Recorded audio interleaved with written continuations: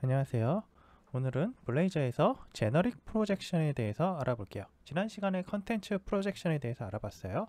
그것을 더욱 확장하여 UI와 관련된 제너릭 UI 및 제너릭 데이터에 관한 것을 제너릭 프로젝션이라고 합니다. 자, 이렇게 말씀드려서는 딱 의미가 확 와닿지 않으실 거고요. 자, 코드로 알려드릴게요. 자, 페이지스 밑에다가 차일드 레이저라는 레이저 컴포넌트를 하나 생성을 할 거예요. 레이저 컴포넌트를 차일드라고 하겠습니다. 이전과 같게 페어런트도 하나 만들 거예요. 페어런트를 생성을 했어요. 차일드 레이저로 다시 이동을 하셔가지고요. 차일드 레이저를 다음과 같은 코딩을 하겠습니다. 제가 그냥 복사를 해서 처리를 할게요.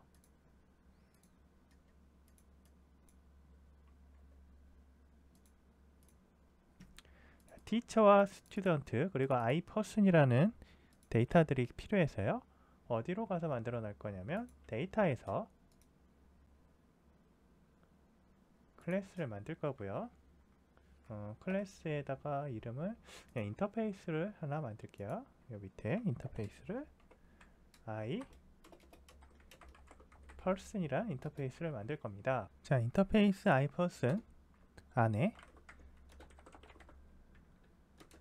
name이라는 걸 생성을 하겠습니다. name 프로퍼티를 생성을 해주고요. 제 인터페이스를 가지고 접근할 수 있도록 하려는 거예요. 자, 이건 없어도 될 것 같긴 합니다. 그리고 스튜던트하고 티처를 선언을 할 건데요.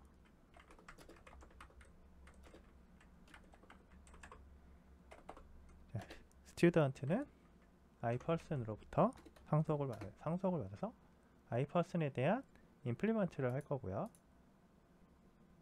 네, 이렇게 자동으로 되죠?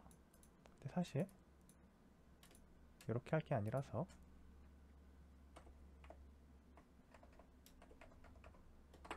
자, 이렇게 하고 종이값은 empty로 합니다. 이거 그대로 복사하셔가지고 아래쪽에다가 티처를 만들 거예요. 끝났습니다. 자, 이 형태가 지금 우리가 쓰려는 데이터 모델이고요. 차일드에서 이 형태를 사용을 할 겁니다. 티처를. 그래서 Alt Shift F10번 누르시고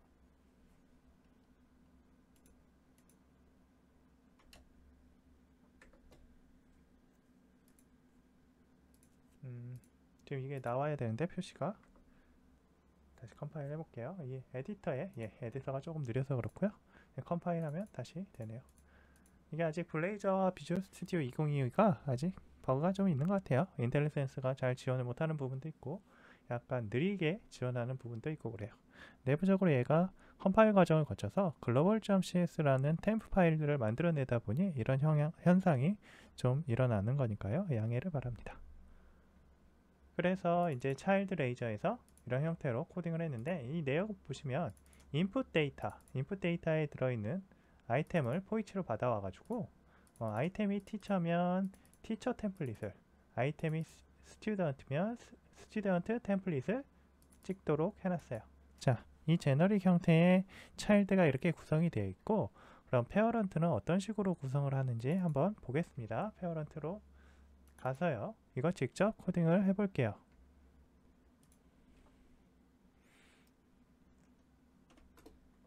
상단에서 라우트 주소를 지정을 해줄 거예요. 네, 제너릭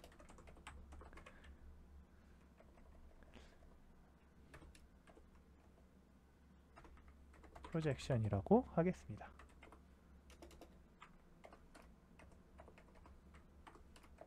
제너릭 프로젝션이라고 하고 div 태그를 추가를 해서 HTML 관련된 내역들을 코딩을 해볼게요. 클래스 이쪽은 복사를 해오겠습니다. 귀찮으니까.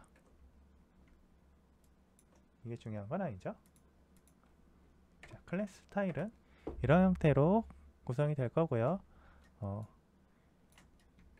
이 안쪽의 내역들은 자, 페어런트이고 지워버릴게요. 여기는 input 데이터로 어떤 데이터를 줄 거예요. 근데 이건 persons라는 거고요. 이 persons는 여기에서 저희가 선언을 할 겁니다. list I person 형태로 가져올 거고요. I person은 Alt Shift F10번 누르시면 블레이저 튜토리얼 데이터에 있죠? 이거 가져가세요. persons라는 거를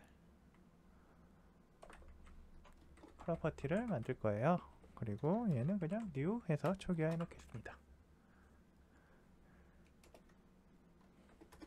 초기화 값은 new teacher 형태로 하나는 name이 space rich king이라고 하겠어요. 이걸 복사해서 두 개 더 만들 건데요. teacher 하나에 student를 2를 주겠어요.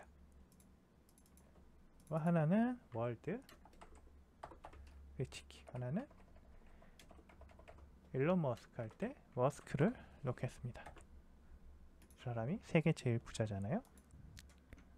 일단 차일드 레이저를 한번 열어볼게요. 차일드 레이저를 이 오른쪽에다가 열어 놓겠습니다. 자, 오른쪽에다가 열어놓고 여기 보시면 input 데이터라는 게 있죠. input 데이터를 차일드의 파라미터로 전달을 해주고 있는데 이게 list I person이에요. 그래서 우리가 list I person으로 되어 있는 여기 세미콜론 빠졌네요. 넣어주고 list I person이라고 되어 있는 이 녀석을 persons를 input 데이터에다가 전달을 하고 있어요. 그리고 context라는 걸 우리 만들어서 이 context의 이름은 output from projection 이라고 지었어요. 이 context 이름은 무엇으로 지어도 됩니다. A라고 하셔도 돼요. 그러면 여기가 A가 되겠죠. 자동으로. 네. 자, 헷갈리지 않게 이 context를 보시면 output from projection 이라고 되어 있죠. 그래서 이건 어떤 의미냐면 여기 child의 input 데이터의 아이템 이 하나가 있잖아요. 이 아이템 하나하나를 의미한다고 보시면 돼요. 우리가 뷰에서 스코프 슬롯이라는 거, 슬롭 스코프이라는 것도 사용하는데 어떤 범위가 있는 슬롯이라는 건데 거기에서도 이런 식으로 그 차일드에 있는 어떤 컨텍스트를 받아오는 방법이 있어요. 그것도 여기 블레이저에 있는 이 컨텍스트를 이용하는 방법과 비슷하고 유사합니다. 그래서 한마디로 여기에서 input 데이터의 아이템이 여기 output from projection에 전달이 돼서 그거에 대한 네임을 찍을 수 있는 형태가 되는 거예요. 그럼 output from projection이 들어오면 teacher 템플릿 경우일 때는 teacher에 전달이 되고요. student 템플릿 경우에는 student에 전달이 됩니다. 그건 어떻게 되느냐? teacher template.invoke 또는 student template.invoke를 통해서 자동으로 전달이 되는 거예요. 이 위쪽에서 상위에서 페어런트에서는 각각의 teacher template이나 student template을 쓰게 되는 거죠. 그걸 위해서 이 구분을 위해서 generic projection이라는 걸 이용하는 거고요. generic projection은 렌더 프래그먼트에 대한 generic 타입 형태다라고 알고 계시면 돼요. 렌더 프래그먼트의 generic 타입 형태와 페어런트의 컨텍스트를 이용해서 if 문이 없이 처리를 한다. if 문이 없이 처리를 하는 것은 이 child에서 if 문이 없다는 게 아니고요. 이 페어런트에서 if 문 없이 처리가 가능하다는 겁니다. 이 teacher 템플릿 또는 student 템플릿을 직접 호출을 하고요. 이 child에서 미리 invoke를 통해서 처리하도록 되어 있습니다. 그래서 이거를 실행을 한번 해보시면 어떻게 되는지 알 수 있습니다. 한번 확인해 볼게요.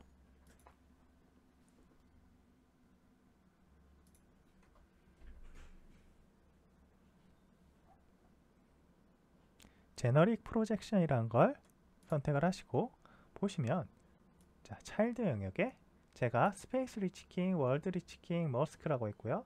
하나는 티처, 그리고 나머지 두 개는 스튜던트를 해놨어요. 그러면 이거는 차일드에서 자, 들어온 게 티처일 경우에는 티처 템플릿을 보내줄 거고요. 스튜던트일 경우에는 스튜던트 템플릿을 보내줄 거예요. 그래서 티처 템플릿과 스튜던트 템플릿은 이 페어런트에서 정의가 되어 있잖아요. 그 정의되어 있는 값으로 렌더 프래그먼트가 전달이 될 겁니다.